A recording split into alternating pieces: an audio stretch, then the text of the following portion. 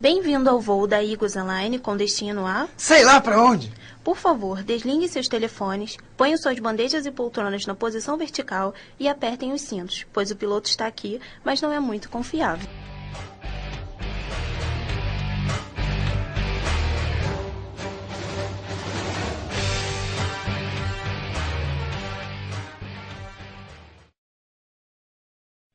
Em 1500, Pedro Vaz e um monte de gente que ninguém lembra o nome saíram de Portugal com um destino que talvez nem eles mesmos sabiam. Passaram 1 mês e meio no mar até chegarem a uma terra na qual eles nunca viram, chamada Ilha de Veracruz, posteriormente chamada de Brasil.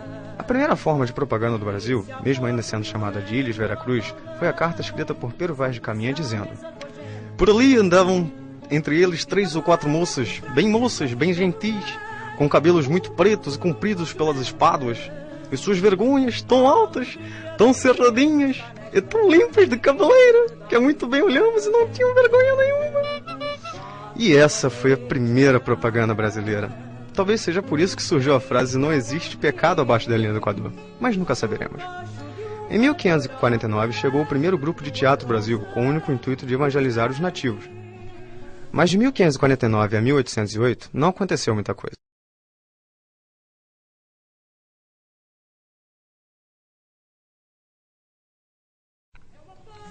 Baseado somente na propaganda boca a boca, atualmente conhecido como fofoca, a sociedade era feita assim.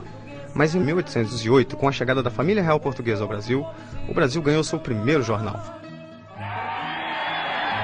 Em 13 de maio de 1808 foi criada a Impressão Régia, atualmente conhecida como Imprensa Nacional, imprimindo umas poucas revistas e folhetos, mas também no mesmo ano foi criado o Correio Brasiliense, mas esse era escrito e impresso em Londres. O primeiro jornal publicado em território nacional foi a Gazeta do Rio de Janeiro. Na Impressão Régia, tudo que era impresso passava por uma comissão formada por 3 pessoas, destinadas a fiscalizar que nada que se imprimisse falasse contra a religião, o governo e os bons costumes. Eram em 3, pois o primeiro sabia ler, o segundo sabia escrever e o terceiro era para controlar os 2 intelectuais. Somente em 1821 a censura prévia foi extinta, dando assim início à imprensa quase livre sem represárias brasileira, mudando a cara da imprensa de um rostinho simpático que só comentava sobre as fofocas do Brasil e a da Europa. Mas em 1877 chegaria o telefone ao Brasil. Agora, como uma sociedade mais livre com relação à imprensa e mais consciente com as coisas que regiam o Brasil e o mundo, conseguiram encurtar as distâncias com a chegada do telefone. Após a experiência de Dom Pedro II na exposição na Filadélfia, onde escutou nitidamente a voz de Graham Bell pelo telefone, exclamando: "Meu Deus, isso fala!", o telefone trouxe com ele tudo que a vida fonada proporciona, como telefonistas chatas, planos de DDD e DDI e o infernal gerúndio do telemarketing. Mas as primeiras linhas foram instaladas nas repartições públicas, já que naquela época não existiam os computadores para se jogar paciência. Os funcionários tinham que matar o tempo de alguma forma. O telefone se expandiu rápido, ligando empresas ao corpo de bombeiro e à polícia, isso na cidade do Rio de Janeiro e Niterói. Em poucos anos foram autorizadas as explorações de linhas telefônicas em todo o Brasil, mas nada muda mais as sociedades que o cinema. Ah, o cinema, a sétima arte, toda aquela emoção, pipoca, criança chorando, atrapalhando a sessão. O cinema chega ao Brasil em 1896, após 7 meses da primeira exibição em Paris. O filme exibido foi na Rua do Ouvidor, no Rio de Janeiro, com equipamento trazido pelo cinematógrafo dos irmãos Lumière, Afonso Segredo. Após um ano, o Rio ganhou uma sala fixa de cinema, o Salão de Novidades de Paris. Nada mais justo tendo visto de onde veio. Os anos seguintes foram uma grande dúvida sobre se iria ou não ter sessão, pois o fornecimento de energia era tão confiável quanto um Gordini. Nunca se sabia quando iriam te deixar na mão. Mas com o melhoramento do fornecimento, as salas se multiplicaram em pouco mais de 10 anos, já eram mais de 20 no Rio. O cinema brasileiro começa sua produção filmando reconstituições de crimes como O Crime da Mala e também com comédias como Io Anastácio Volta de Viagem, em 1906 e 1908, respectivamente. O cinema era mudo até 1909, quando os atores começaram a se dublar por detrás das telas, ao vivo. Agora imagina se por acaso um deles tivesse necessidades fisiológicas durante a exibição. Teve também adaptações literárias como Iracema, de José de Alencar, filmado por Luiz de Barros, em 1919. Mas depois voltaremos ao cinema, porque em 1922 aconteceu um dos marcos mais importantes da evolução da sociedade brasileira, com relação à comunicação e à mídia, a primeira transmissão de rádio. Mesmo sendo após um ano da primeira transmissão de rádio, foi fundada a Rádio Sociedade do Rio de Janeiro, a primeira rádio brasileira, criada por Roquete Pinto e Henrique Morizzi. No início, a rádio passou por complicações, passando somente ópera e música clássica, como se isso fosse ruim. Mas depois de algum tempo, os programas passaram a ser gravados, e alguns artistas passaram a disputar a audiência do público. No início da década de 30, já eram quase 30 emissoras de rádio.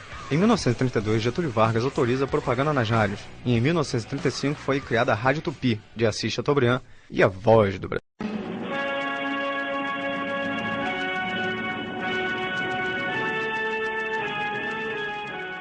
Em Brasília, 19 horas.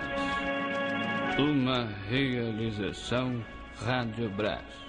Você está ouvindo a Voz do Brasil.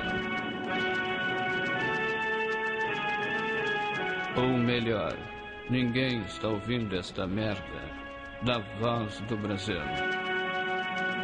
O presidente Fernando Henrique, em reunião com o Ministério...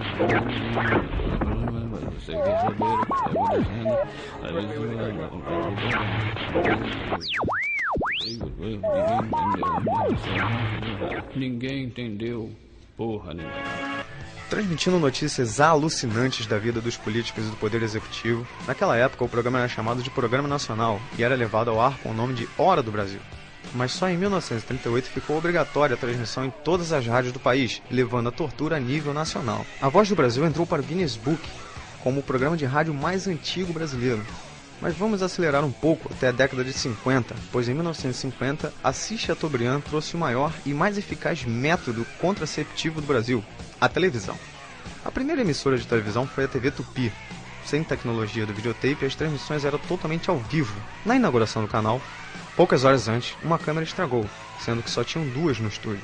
As décadas seguintes foram marcadas por revoltas, revoluções e por um golpe militar em 1964.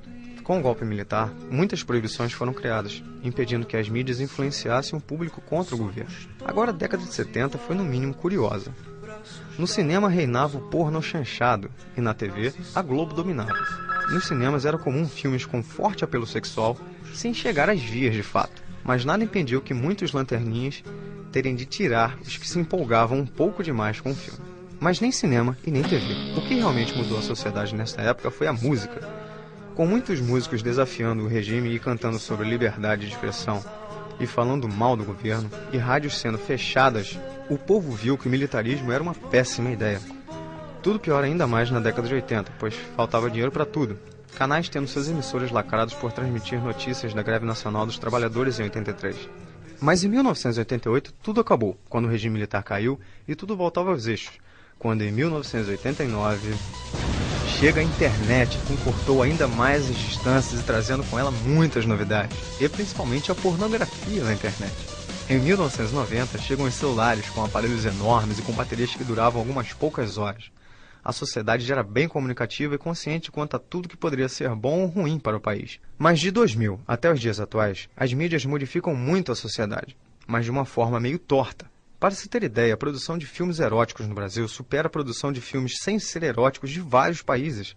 A TV é dominada com programas que não refletem a sociedade e que não acrescentam em nada, e uma música que só Deus. Agora misture isso tudo na mente de quem mais consome informação. É por isso que eu tenho medo de quando os atuais adolescentes chegarem ao poder. Chegamos ao final dessa viagem pelo tempo notando que a sociedade brasileira mudou muito em mais de 500 anos. Algumas vezes por causa da mídia e em outras a mídia que mudou por causa da sociedade. Mas já sobrevivemos por todos esses anos. Acho que conseguimos viver por mais 500. Gostaríamos de avisar que nenhum animal foi maltratado durante a gravação desse vídeo. Só o veado do narrador, a anta do roteirista e a galinha da minha ex-mulher que jogou meu computador pela janela e estragou tudo que eu já tinha feito. Miserável.